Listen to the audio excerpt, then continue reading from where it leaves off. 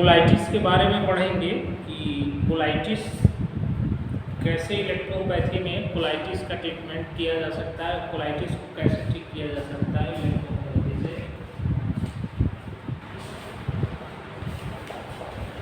Colitis है ये, colitis को हिंदी में क्या कहते हैं कि बड़ी आंत में प्रदाह, यानी कि बड़ी आंत में प्रदाह हो जाए, सूजन हो जाए, उसी को क्या बोलते हैं कोलाइटिस। कोलन में सूजन हो जाना, यानी हिंदी में बड़ी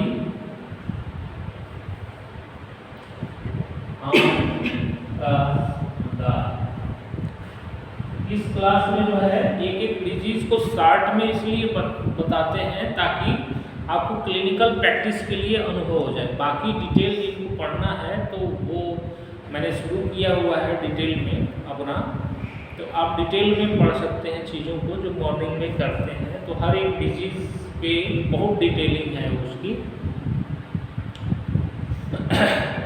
तो कोलाइटिस का रोगी अगर कोई आ रहा है तो कैसे हम कोलाइटिस को ठीक कर सकते हैं। कोलन में किसी को सूजन हो गया है तो कैसे हम जानेंगे कि इसको जो है कोलाइटिस हुआ है।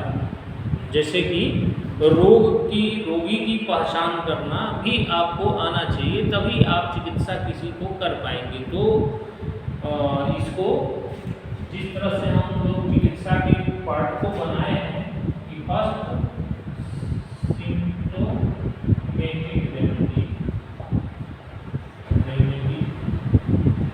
और सेकेंड ऑर्गेनिक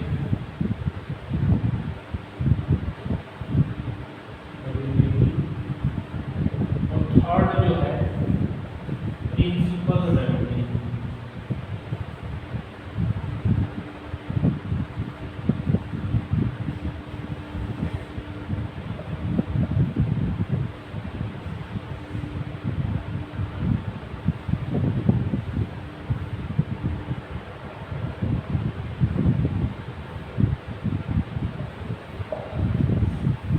तो ये जो सिम्टम्स होता है इसमें मुख्य रूप से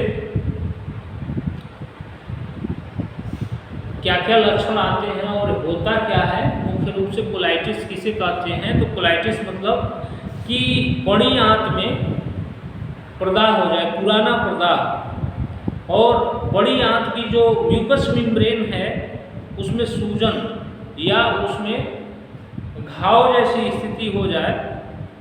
तो इसमें जो है इसी को हम कोलाइटिस कहते हैं कि उसमें घाव जैसी स्थिति बन जाती है।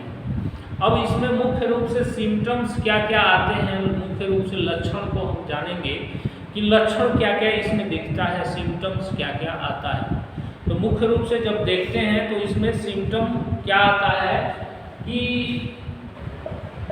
जब रोगी हमारे पास आएगा तो इसके जो है मल जो है बहुत ही दुर्गंध युक्त और बहुत ही तेज माने और म्यूकस और ब्लड युक्त काला होता है। ठीक, रोगी हमारे पास इसको बताएगा कि इसमें जो है इसका जो मल हो रहा है वो दुर्गंध युक्त हो रहा है और वेग के साथ तेज, और उसमें म्यूकस आ रहा है, म्यूकस इन्फिकस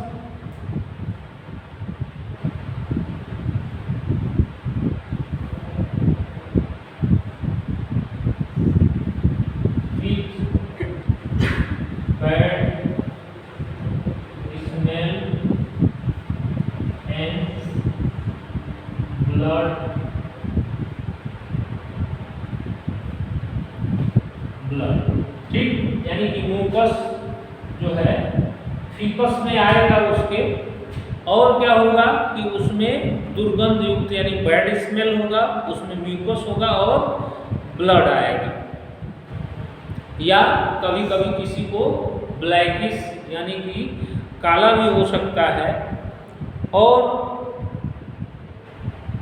इसमें जो है मुख्य रूप से जो मल जाने की प्रक्रिया होगी वो बहुत बार हो जाएगी, 10 से 20-30 बार, मतलब ऐसा इसको हो जाता है। यानी कि क्रॉनिक में ये एक्यूट, सब एक्यूट, क्रॉनिक और डिजनरेटिव 4 फेज होता है बीमारियों का। तो सिम्टम वेरिएट होता है कि किस स्टेज में रोगी आपके पास आया। मान लो एक्यूट आ गया या सब एक्यूट यानी या क्रॉनिक में आया या डिजनरेटिव। तो डिजनरेटिव में क्या होने लगता है कि वहाँ पे जो मैं परफोरेशन पढ़ाया था तो तुमने एक कारण देखा होगा क्या, कोलाइटिस की परफोरेशन का कारण है कि जो इंटरनल ऑर्गन्स, एब्डोमिनल ऑर्गन्स में परफोरेशन यानी कि छिद्रण हो जाना, उसमें एक कारण ये कोलाइटिस भी था। तो कोलाइटिस जब क्रॉनिक कंडीशन में पहुंचता है, डिजनरेटिव कंडीशन में पहुंच जाता है जब कोलाइटिस, तो ऐसी स्थिति हमें देखने को मिलती है कि ये सिचुएशन इसका होता है कि ये डिजनरेटिव फेज में जब जाता है तो वहाँ परफोरेशन हो जाता है, छिद्र होने की संभावना पूरी बन जाती है। यानी एक्यूट स्टेज में 5 से 10 बार इसको मल होगा और उस मल में क्या होगा, मतलब म्यूकस आएगा और ब्लड आएगा। सब एक्यूट में आएगा तो उसमें क्या होगा, काला काला आना शुरू हो जाएगा। जब ये क्रॉनिक होता है, बहुत क्रॉनिक, तो और इसकी जो संख्या है वो क्रॉनिक स्टेज में जो मल के लिए जाता है तो कम से कम 10 बार 20 बार तक ये हो सकता है। ऐसी स्थितियां देखने को मिलती है कि ऐसा स्थिति रोगी में हमें देखने को मिलता है। तो ये आपके मूल रूप से एक्यूट, सब एक्यूट, क्रॉनिक और डिजनरेटिव, ये चारों फेज के जो सिम्टम्स हैं, ये सिम्टम इसी आधार पे होते हैं कि ये लक्षण जो है इसी तरीके का आपको देखने को मिलेगा। अब इसमें जो है आपको क्या करना है, अगर इसका इलाज करना है तो कैसे इसको इलाज करेंगे।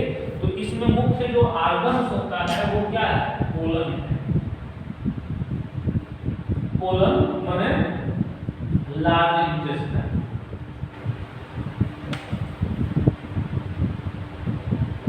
और इसमें होता क्या है एक्चुअली में, मैंने पहले भी बताया कि जो बड़ी आंत होती है ये अंग में क्या होता है, तो बड़ी आंत में मुख्य रूप से जो म्यूकस मेम्ब्रेन है उसमें सूजन हो जाते हैं, इन्फ्लामेशन होता है, और जब ये क्रॉनिक में जाता है तो उसमें बड़ घाव जैसी स्थिति बन जाती है कोलन में। यही इसमें देखने को मिलता है, यही इसमें होता है।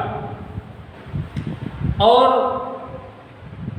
इस तरीके से इसमें हमें ये चीज़ें देखने को मिलती हैं कि इसमें यही पैथोलॉजिकल चेंजेस हमें मिलता है कि उसकी जो बड़ी आंत है उसमें जो म्यूकस मेम्ब्रेन है उसमें सूजन हो जाता है, और ज़्यादा क्रॉनिक होने पर वहाँ पे अल्सर बन जाता है, और डिजनरेटिव फेज में क्या होता है, वहाँ पे छिद्रण की अवस्था आ जाती है।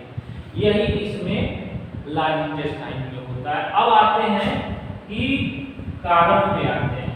तो मैंने पहले भी बताया कि इंटरनल और एक्सटर्नल दो तरह के कारण जो है किसी भी बीमारी में आपको देखने को मिलते हैं, कि इंटरनल और एक्सटर्नल कारण आपको देखने को मिलते हैं।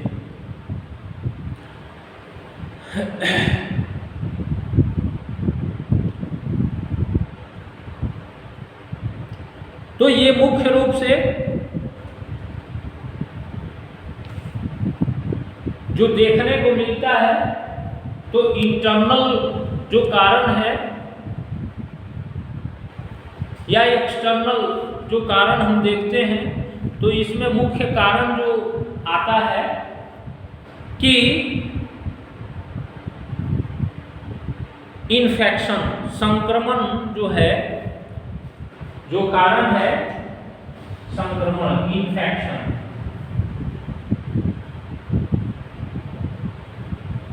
संक्रमण, इन्फेक्शन कारण है।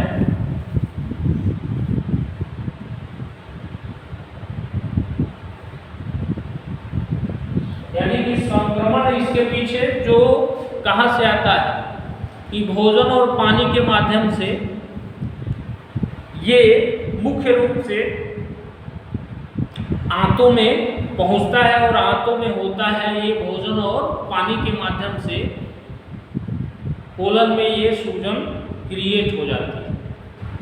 तो मुख्य रूप से माना जाता है कि इसके पीछे जो कारण है वो इन्फेक्शन है, संक्रमण है किसी प्रकार का जो कोलाइटिस होने के पीछे, और ये भोजन और पानी के द्वारा किसी भी ऐसे फूड या वाटर या किसी ऐसी चीज़ों के द्वारा जो है ये मुख्य रूप से देखने को मिलता है कि कोलाइटिस जो है इस तरीके से होती है।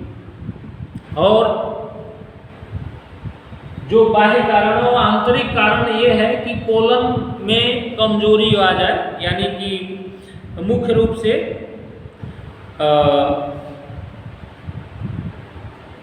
आंतों की दुर्बलता, कोलन की कमजोरी यानी कि आंतों में दुर्बलता आ जाए, कमजोरी जैसी स्थिति आ जाती है, तो ऐसा देखने को मिलता है कि उसको जो है कोलाइटिस की कंडीशन आ जाती है, ऐसा देखने को मिलता है। अब इसकी चिकित्सा जो है इलेक्ट्रोहोम्योपैथी में हम कैसे कर सकते हैं, इसको डिटेल समझने के लिए हमारी क्लासेस से जब जुड़े रहेंगे आप लोग, जो मॉर्निंग में है, तो इसकी डिटेल समझ में आएगी, हर एक चीज़ को और डीपली हम समझाते हैं। इसमें इतना है कि आप रोगों की चिकित्सा कैसे कर सकते हैं आप आसानी से सीख सकते हैं। बाकी लोगों के लिए जो हमारे YouTube वीडियो को देख रहे हैं, तो आप हमारी 2 क्लासेस फ्री चलती है और 1 क्लास हमारी पेड क्लास चलती है, जिसमें कि अगर उसको बेसिक टू एडवांस हम लोग पढ़ाने का प्रयास करते हैं, जिसमें हम materia Medica, pharmacy, preparation of the medicine, plants की जानकारी और डोज, डाइल्यूशन, सिलेक्शन, ये सारी चीज़ें हम जो है रात की क्लास में चलाते हैं। तो उस क्लास में हमसे जुड़ सकते हैं और जो भी आपको जानकारी चाहिए इलेक्ट्रोपैथी संबंधी, पूरी एकदम बेसिक टू एडवांस टोटल जानकारी जो है आपको हमारे नाइट क्लास में मिल जाएगी। बाकी उस क्लास को अगर आप कर लेते हैं तो ये जो डिजीज़ के बारे में जो पढ़ा रहे हैं, सिखा रहे हैं, बड़े आसानी से आप चिकित्सा कार्य इलेक्ट्रोपैथी में कर सकते हैं। कहीं आपको उलझने की आवश्यकता नहीं है, बड़े आसान तरीके से रोगियों को ठीक कर सकते हैं और रोगी ठीक हम लोग ज़बरदस्त तरीके से कर रहे हैं और बहुत अच्छे रिजल्ट हमारे आते हैं। हम लोग पिछले 10-15 सालों से सक्सेसफुल प्रैक्टिशनर हैं इलेक्ट्रोपैथी में, और हमने प्रैक्टिस करके तब इसको जिस तरह से हमने डेवलप किया अपनी प्रैक्टिस को, और प्रैक्टिस करने के बाद इन चीज़ों को हमने लाने का प्रयास किया, जिससे कि लोग सीखें और उन तक हमारी चीज़ें पहुँचें। ऐसा नहीं है कि हम लोग दूसरे का अनुभव या दूसरे की चीज़ें किसने क्या लिखा ऐसा कुछ नहीं पढ़ाते हम लोग। हमारा क्या है कि हम आपको अपना अनुभव इस क्लासेस में अपना अनुभव बताने का प्रयास करते हैं। तो जो भी हमारे YouTube वीडियो को देख रहे हैं, अगर आपको इलेक्ट्रोपैथी सीखना है, सही रूप में सीखना है, तो हमारे ग्रुप से ज़रूर जुड़े। हमारा YouTube चैनल पे जिस पे आप देख रहे हैं, हमारा एक टेलीग्राम ग्रुप है, जिसमें जो है हमारी सभी तरह की जो एजुकेशन है, जो क्लासेस है, वो ऑनलाइन आपको मिल जाएगा। आप हमारी क्लासेस 10 से 11 बजे चलती है और 2 से 3 के बीच चलती है, जिस क्लास को आप ज्वाइन करके इलेक्ट्रोहोम्योपैथी सीख सकते हैं। बाकी जो नाइट क्लास मैंने बताया, उसमें बेसिक टू एडवांस जो जानकारी आपको नहीं है चीज़ों की, वो देने का हम लोग प्रयास करते हैं। तो ये हमारा इंस्टीट्यूशन इस कार्य को शुरू किया है। तो अब आते हैं कि कैसे इसकी चिकित्सा जो है तो हम करेंगे इलेक्ट्रोपैथी में। तो अब जो है इसमें हम जो दवाई देते हैं सिम्टोमेटिक रेमेडीज में एक्सटर्नल और इंटरनल, ये पार्ट जो है ये मैनेजमेंट का पार्ट है। मैनेजमेंट यानी कि रोगी अगर आपके पास क्लिनिक पे आया है, मेरा पढ़ाने का जो तरीका है वो मैनेजमेंट विथ ट्रीटमेंट है, यानी कि रोगी आप अपने क्लिनिक पे ही ठीक कर सकते हैं। तो मैनेजमेंट विथ ट्रीटमेंट है, जिससे कि आप इसको तत्काल रोगी को अपने क्लिनिक पे ही काफी हद तक आराम देने में सफल होते हैं। तो एक्सटर्नल है और इंटरनल, ये मैनेजमेंट का पार्ट है। तो इसमें जो है अगर इसको ब्लड या घाव या अल्सर टाइप अगर आपको दिखता है तो आप इसको इसके एब्डामन के पार्ट पे जो हम लोग अप्लीकेट करा सकते हैं, जी जो है ये अप्लीकेट करवा सकते हैं ग्रीन इलेक्ट्रिसिटी को। अगर दर्द वगैरह हो कुछ ऐसा, दर्द वगैरह होता है तो हम लोग हर्बल और वाई यूज कर सकते हैं एप्लीकेशन के लिए, अगर कुछ दर्द वगैरह है ऐसा, ठीक। नहीं तो जी और डब्ल्यू आप उपयोग कर सकते हैं एक्सटर्नल उपयोग के लिए, इसके एब्डोमेन पे एक्सटर्नली उपयोग कर सकते हैं। और इसमें इलेक्ट्रिसिटी और ड्राई पिल्स में क्या उपयोग कर सकते हैं, तो इसमें जो है मुख्य रूप से जी और बी आता है। जी जो है मुख्य रूप से जब म्यूकस वगैरह हो, बी जो है ब्लड आने पर, और इसमें जो है आप